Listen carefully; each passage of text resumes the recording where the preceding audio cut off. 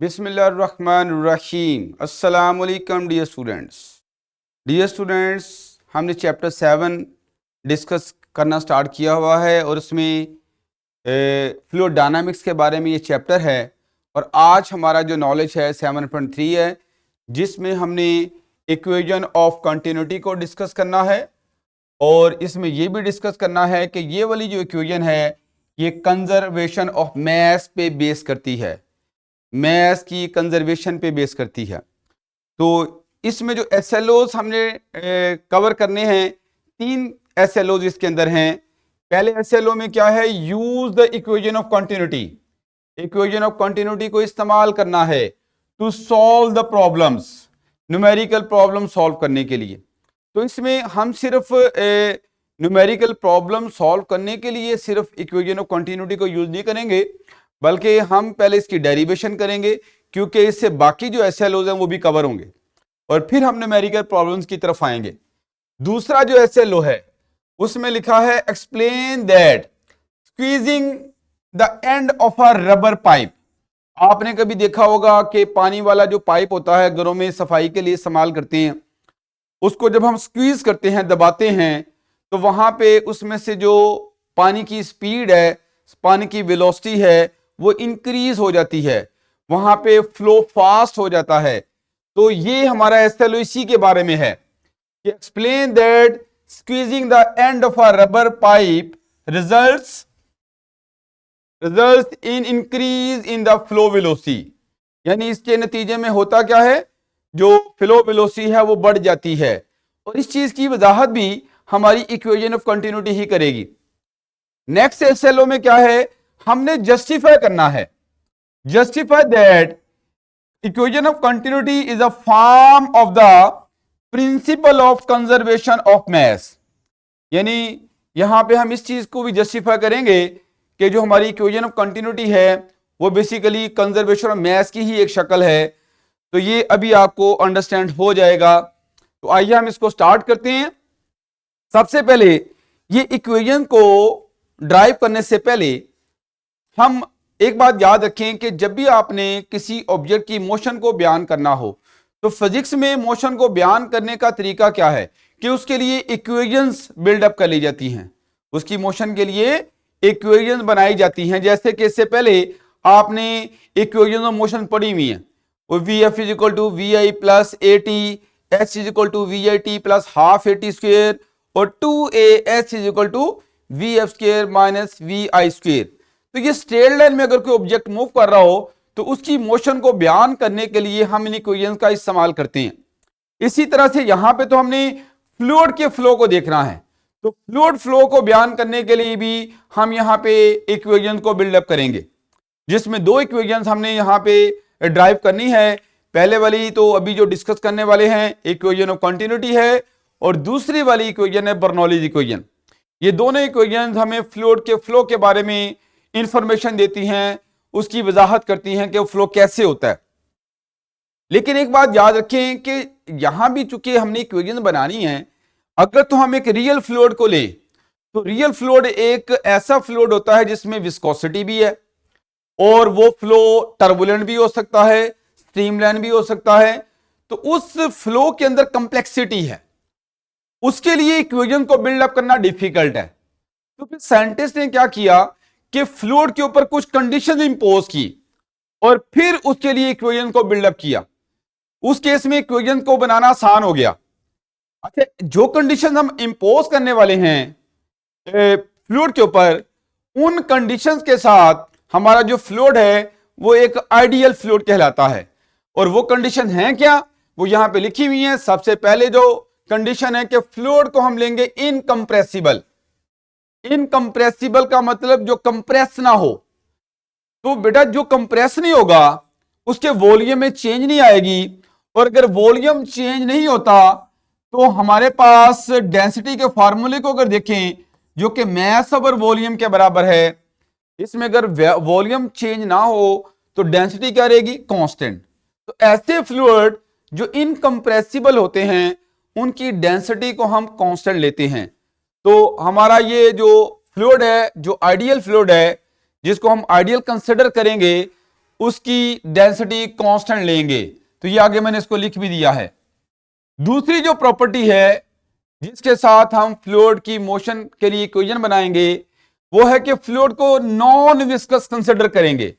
Non viscous का मतलब है कि इसकी लेयर्स के बिटवीन जो फ्रिक्शनल इफेक्ट है उसको हम इग्नोर करेंगे, इंटरनल फ्रिक्शन को जीरो लेंगे, विस्कोसिटी को जीरो लेंगे। तो ये इसको मैंने एक्सप्लेन भी कर दिया आगे।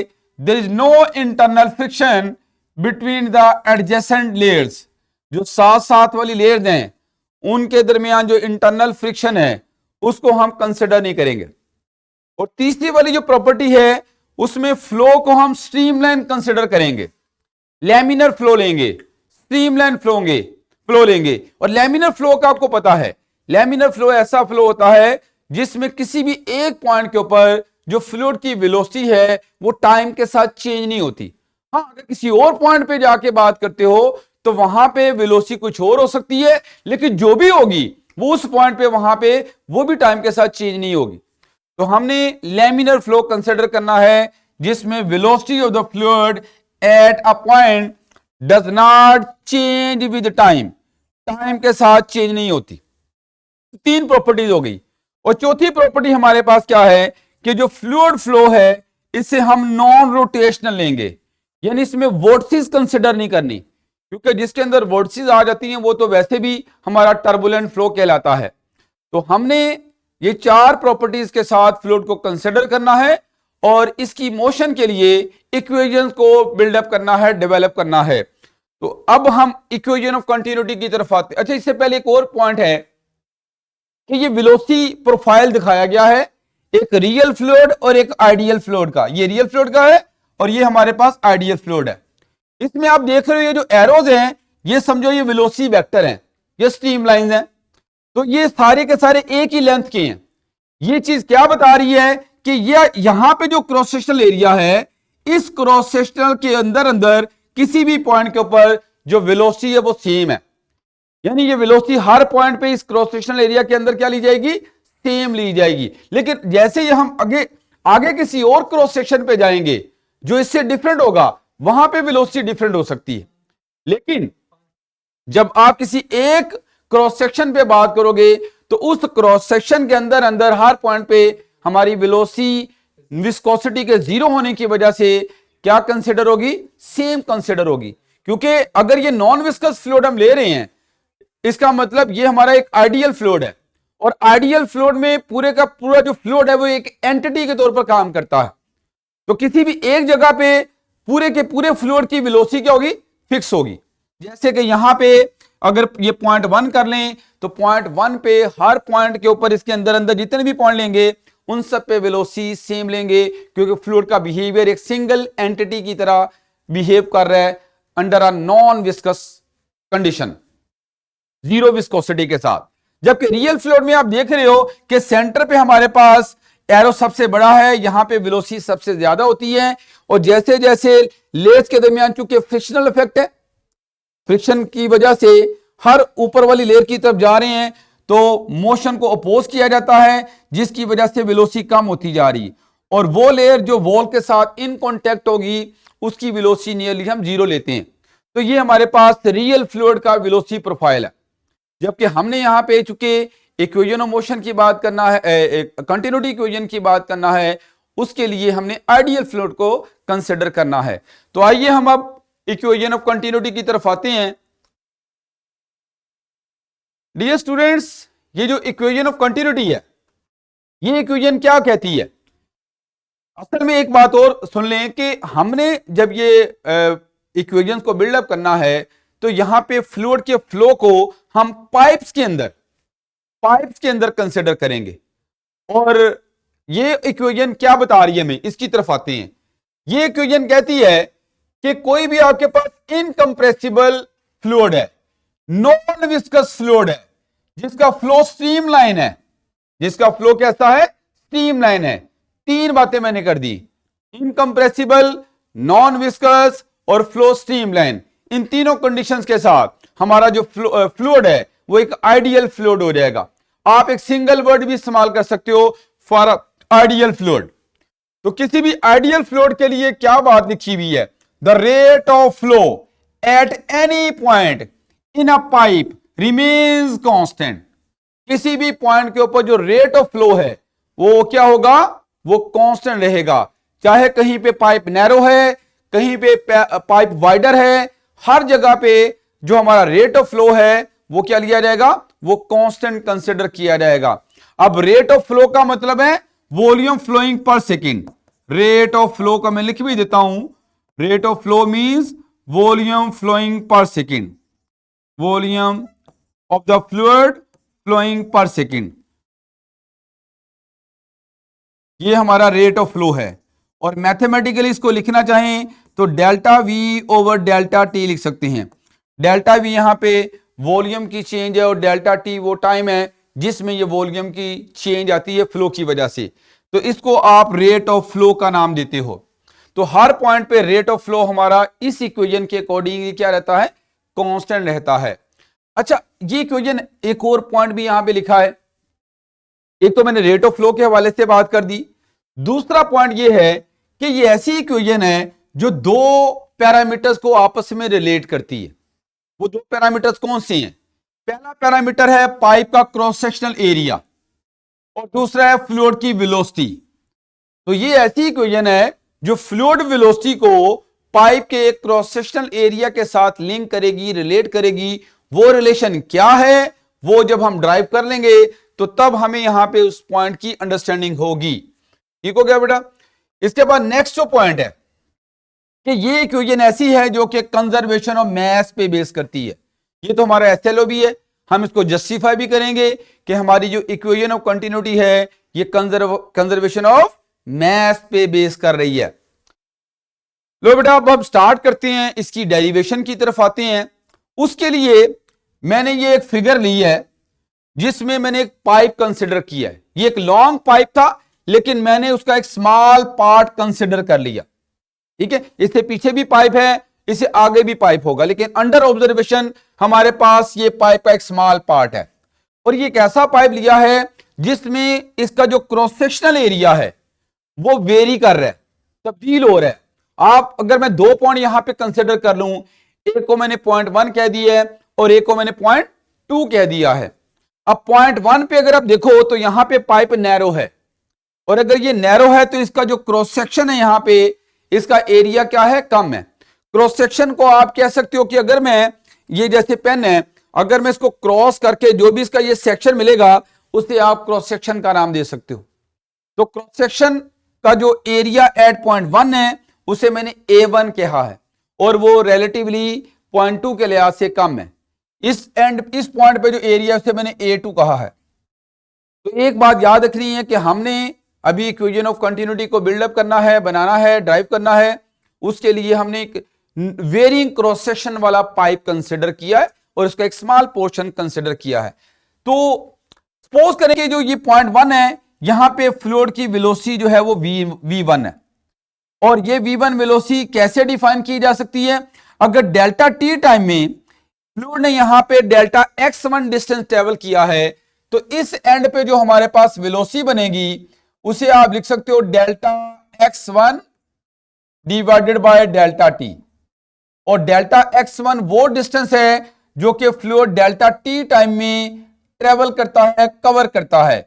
अगर मैं इस डेल्टा x1 को लिखना चाहूं तो डेल्टा x1 मेरे पास v1 इंटू डेल्टा टी के बराबर होगा। एक्चुअली मैं करूंगा क्या, मैं इस एंड पे, लोअर एंड पे पहले जो फ्लूइड की मास एंटर होगी उस मास को फाइंड आउट करूंगा, फिर अपर एंड पे भी यही काम करूंगा। तो अपर एंड पे जो मास है वो लीव कर रही है, लोअर एंड पे मास एंटर हो रही है, क्योंकि आपने एक स्मॉल पार्ट पाइप का कंसिडर किया है। एक तरफ से फ्लूइड एंटर हो रहा है, दूसरी तरफ से फ्लूइड जो है इस स्मॉल पार्ट में से बाहर निकल रहा है। तो फिर उसके बाद हम यहां पे मास कंजर्वेशन लॉ को लगाएंगे, जितनी मास इन है उतनी मास आउट है। तो मुझे दोनों एंड्स के ऊपर क्या करना है, मास की वैल्यू को कैलकुलेट करना है। लोअर एंड पे मास इन को निकालना है, अपर एंड पे मैंने मास आउट को कैलकुलेट करना है।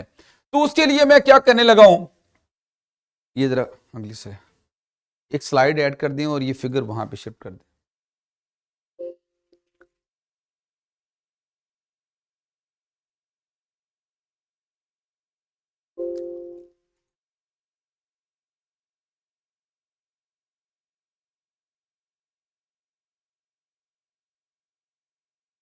जी डियर स्टूडेंट्स, तो मैंने अभी एट पॉइंट वन अगर बात करते हैं, एट पॉइंट वन पे अगर बात करते हैं तो यहां पे हमारे पास, मैंने अभी आपको बताया कि इस एंड पे जो वेलोसिटी है उसे मैं v1 कह रहा हूं। अगर फ्लूइड ने डेल्टा x1 डिस्टेंस ट्रेवल किया है डेल्टा t टाइम में, तो इस एंड पे वेलोसिटी हमारे पास v1 आ गई। अच्छा, यहां से मैं डेल्टा x1 को निकालूंगा, ये लेकिन ये डेल्टा x1 क्यों निकाल रहा हूं, अभी मैंने इसको आगे यूज करना है, इसलिए मैंने इसको कैलकुलेट कर लिया। इसे मैं इक्वेशन 1 कह लेता हूं। अब आते हैं यहां पे, चूंकि मैंने मैथ को निकालना है, लोअर एंड पे मैथ इन को निकालना है, तो मैथ इन को निकालने के लिए मैं यहां पे डेंसिटी का कॉन्सेप्ट इस्तेमाल करने लगा हूं। तो बच्चों यहां पे जो डेंसिटी सपोज करो ρ1 है लोअर एंड पे, और जो मैथ इन हुई है उसे हम डेल्टा m1 कर लेते हैं, और जितना भी फ्लूइड का वॉल्यूम यहां पे एंटर हुआ है उस वॉल्यूम को मैं डेल्टा v1 कह लेता हूं। तो इस तरह से मैंने डेंसिटी को डिफाइन कर दिया। मैं यहां से अगर वॉल्यूम को डिस्कस करना चाहूं तो बच्चों मुझे बताओ कि ये वाला जो स्मॉल पोर्शन है, जो फ्लूइड का, उस फ्लूइड का वॉल्यूम है जो इसमें एंटर हुआ, इस वॉल्यूम को निकालने के लिए हमें क्या करना पड़ेगा, हमें इसके क्रॉस सेक्शनल एरिया को इस डिस्टेंस के साथ मल्टीप्लाई करना पड़ेगा। तो अगर मैं क्रॉस सेक्शनल एरिया A1 को डिस्टेंस के साथ मल्टीप्लाई कर दूं तो मेरे पास लोअर एंड पे जो वॉल्यूम है उस फ्लूइड का जो इस एंड से एंटर हुआ है वो कैलकुलेट हो जाएगा, और वो क्या बनेगा, A1 इंटू डेल्टा x1। तो मैं फिर अगर ये डेल्टा v1 जो है इसकी जगह पे लिखना चाहूं तो मैं यहां पे लिख सकता हूं A1 इंटू डेल्टा x1। तो ये आप साथ बता भी सकते हो कि डेल्टा v1 जो हमारा वॉल्यूम है वो A1 इंटू डेल्टा x1 के बराबर है। अब मैं अगर यहां पे क्रॉस मल्टीप्लिकेशन कर लूं तो क्रॉस मल्टीप्लिकेशन से मेरे पास डेल्टा m1 की वैल्यू आ जाएगी जो कि बनेगी ρ1 A1 और डेल्टा x1। ये मैंने यहां पे मैथ इन को कैलकुलेट किया है। अच्छा, अब चूंकि डेल्टा x1 डिस्टेंस ट्रेवल्ड है, इसको मैं स्पीड की फॉर्म में यहां पे लिखूंगा, क्योंकि मुझे जो इक्वेशन ऑफ कंटिन्यूटी बनानी है वो ऐसी इक्वेशन है जो एरिया और स्पीड को आपस में रिलेट करेगी, तो मुझे उसके अंदर स्पीड लेके आनी है। तो स्पीड लाने के लिए ये जो फ्रॉम इक्वेशन 1, अगर मैं डेल्टा x1 की जो वैल्यू निकाली हुई है इसको इधर यूज करूं तो ρ1 A1 और डेल्टा x1 की जगह पे आप लिख सकते हो v1 इंटू डेल्टा t। तो इस तरह से हमारे पास जो है वो मैथ इन की जो वैल्यू है वो कैलकुलेट हो गई। इसे मैं इक्वेशन 2 का नाम दे रहा हूं। ये सारा काम जो मैंने किया है ये अभी पॉइंट 1 पे किया गया है। अब हम आते हैं पॉइंट 2 के ऊपर, तो एट पॉइंट 2 डिस्कशन होगी। एट पॉइंट 2 अगर बात करते हैं तो यहां भी हम उसी तरह से क्या करेंगे, पहले वेलोसिटी को डिफाइन कर लेते हैं। अज्यूम करें कि डेल्टा टी टाइम में इस एंड पे फ्लूइड ने जो डिस्टेंस ट्रेवल किया है वो डेल्टा x2 है, तो देन हमारे पास जो स्पीड होगी इस एंड पे उसे मैं लिखना चाहूं तो लिखा जा सकता है delta x2 over delta t। अच्छा, एक बात आपने याद रखनी है कि ये जो ऑब्जर्वेशन पॉइंट 1 और पॉइंट 2 पे ली जा रही है ये साइमल्टेनियसली है, सेम टाइम में देखा जा रहा है।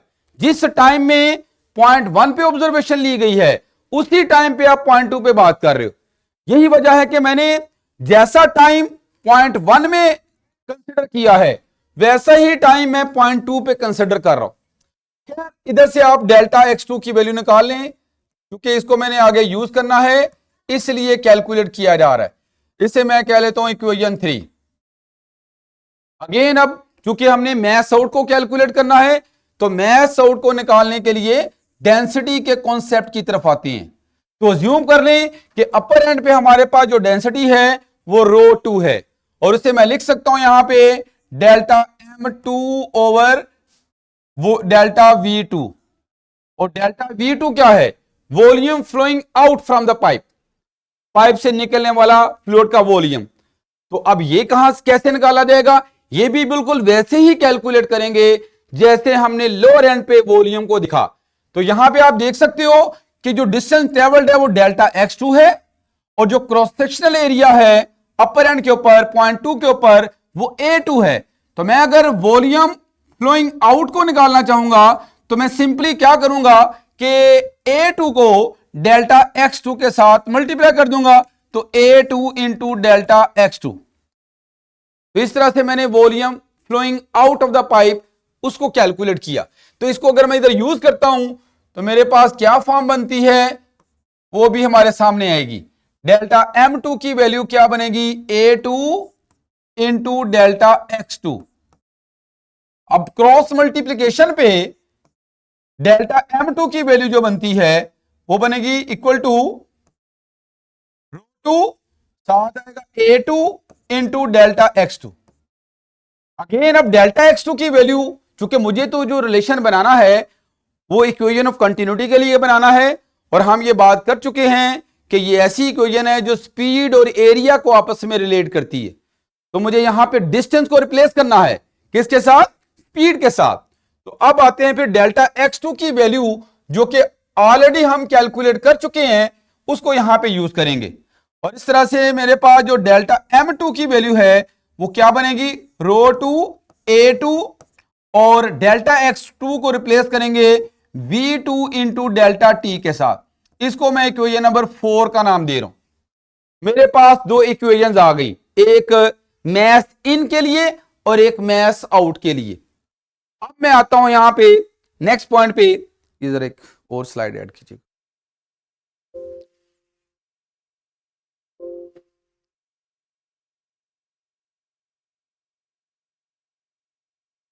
जी डियर स्टूडेंट्स, क्योंकि हमने ये जो फ्लूइड लिया है ये एक इनकंप्रेसिबल फ्लूइड है, तो इनकंप्रेसिबल फ्लूइड के केस में as fluid is incompressible, fluid हमारा इनकंप्रेसिबल है,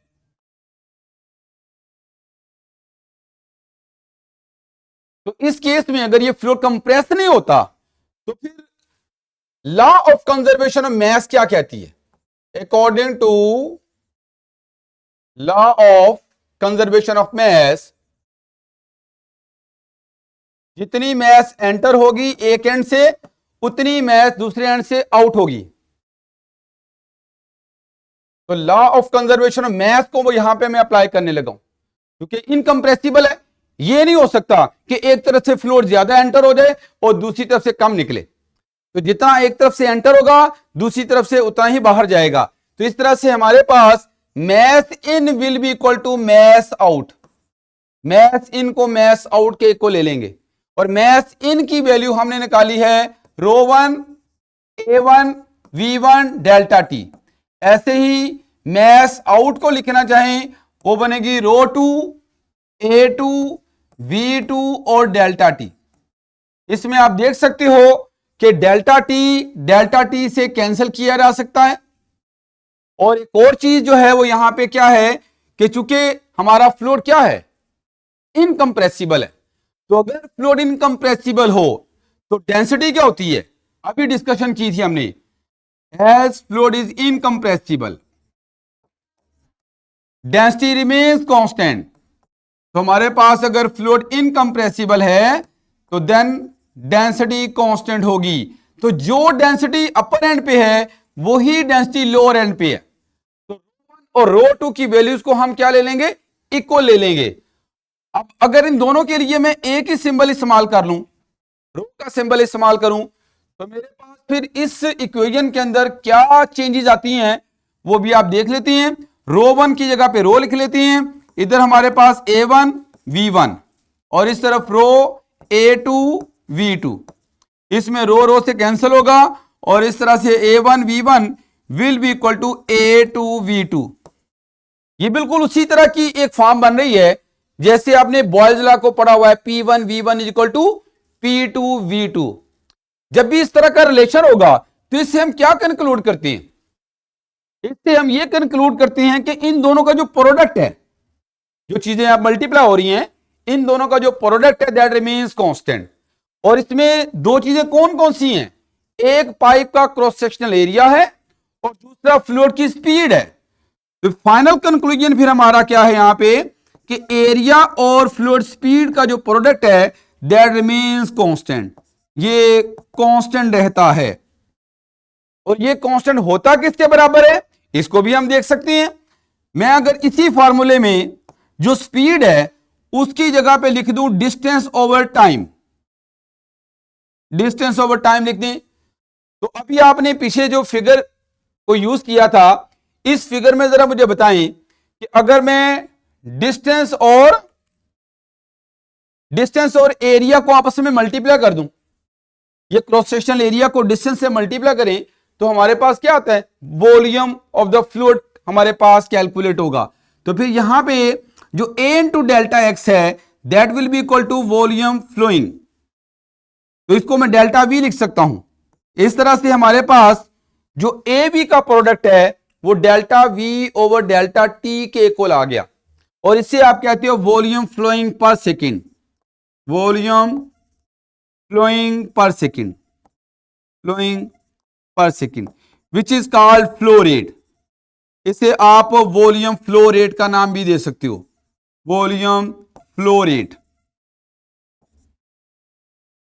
तो फाइनली हमारी ये जो इक्वेशन है इसने हमें एक स्टेटमेंट दे दी जो कि यहां पे मैंने लिखी है फॉर आइडियल फ्लूइड, ये आइडियल फ्लूइड के लिए है।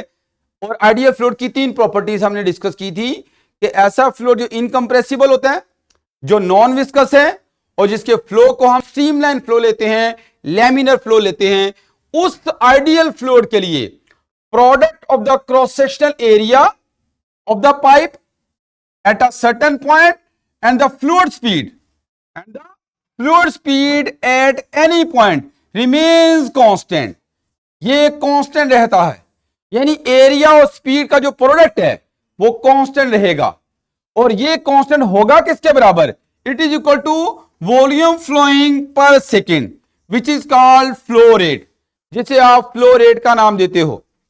तो इस तरह से ये हमारी इक्वेशन की अंडरस्टैंडिंग भी हो गई कि इसमें ए और बी का जो प्रोडक्ट है ये हमेशा कांस्टेंट रहेगा, और इस कांस्टेंट को हम फ्लो रेट का नाम दे रहे हैं। अच्छा, ये मैंने इसको यहां पे ड्राइव लेदर से भी किया हुआ है, ये आपको स्लाइड शेयर हो जाएगी। इसके बाद नेक्स्ट एक और पॉइंट देखें कि अभी हमने यहां पे ए और बी का जो प्रोडक्ट है इसे कांस्टेंट कहा है, और मैं अगर ए को दूसरी तरफ शिफ्ट कर दूं तो कांस्टेंट तो एज इट इज रहा, और एरिया को मैंने राइट साइड पे शिफ्ट कर दिया। आप जानते हो कि जब भी आपने साइन ऑफ प्रोपोर्शनलिटी को इक्वलिटी में चेंज करना हो तो आप क्या करते हो कि इक्वलिटी लगा के साथ एक कांस्टेंट प्लेस करते हो। लेकिन अगर इसका उलट करना हो कि मैं अगर यहां पे साइन ऑफ प्रोपोर्शनलिटी को लाना चाहूं तो कांस्टेंट के साथ ये इक्वलिटी खत्म करेंगे, और इस तरह से फ्लूइड की जो स्पीड है वो क्रॉस सेक्शनल एरिया के इनवर्सली प्रोपोर्शनल आ रहेगी। तो एक और हमारे पास यहां से कंक्लूजन निकला है कि किसी भी पॉइंट के ऊपर अगर फ्लूइड की स्पीड को देखना चाहें तो वहां पे पाइप का जो क्रॉस सेक्शनल एरिया है उसे देखेंगे। अगर तो क्रॉस सेक्शनल एरिया ज्यादा है तो फ्लूइड की स्पीड कम होगी। यही वजह है कि वाइडर पाइप अगर हमारे पास है तो वहां पे जो फ्लूइड है वो स्लोली फ्लो कर रहा होता है, लेकिन अगर हमारे पास कोई नैरो पाइप है जहां पे क्रॉस सेक्शनल एरिया कम है वहां पे फ्लूइड की स्पीड हाई होती है। तो ये हमें कौन बयान कर रहा है, ये इक्वेशन ऑफ कंटिन्यूटी बता रही है। तो ये पॉइंट भी हमने अंडरस्टैंड कर लिया। अब हम आते हैं, इसकी कुछ एप्लीकेशन भी मैंने लिखी हुई हैं। आपने कभी देखा होगा, डियर स्टूडेंट्स, आपने कभी देखा होगा ये एक जो अभी हमने इक्वेशन ऑफ कंटिन्यूटी की बात की इसी की बेस पे, कि जहां पे कभी देखा हो ना पानी बड़ा स्लो चल रहा होता है तो वहां पे समझ लो कि गहराई ज्यादा है। गहराई ज्यादा का मतलब क्रॉस सेक्शनल एरिया ज्यादा है। तो यहां से हम ये कंक्लूड कर रहे हैं कि डीप वाटर जहां भी होगा वो स्लोली फ्लो कर रहा होता है, और वो ऐसे लग रहा होता है जैसे बिल्कुल रुका हुआ है, वेरी स्लो। और जहां बड़ी तेजी के साथ फ्लो अगर हो रहा हो तो वहां पे आप कहोगे कि जो पानी की गहराई है, फ्लूइड की गहराई है वो कम है। तो इस तरह से आप फ्लूइड स्पीड को देख के गहराई का अंदाजा लगा सकते हो। अगर हमारे पास कोई भी एक नलका है, पानी का टैप, उसमें से पानी जब निकलता है तो शुरू में जो पानी का बीम होता है उसका क्रॉस सेक्शनल एरिया ज्यादा होता है, लेकिन जैसे जैसे वो फॉल करता है तो हमारे पास ये जो पानी का बीम है ये नैरो होता चला जाएगा, इसका एरिया कम होता चला जा रहा है। क्यों कम हो रहा है? क्योंकि स्पीड बढ़ रही है। तो स्पीड और एरिया का आपस में कैसा रिलेशन है? इनवर्स रिलेशन है। तो ये आपने dear students equation of continuity को अंडरस्टैंड किया। बाकी जो पॉइंट है इंशाल्लाह वो हम नेक्स्ट टाइम डिस्कस करेंगे।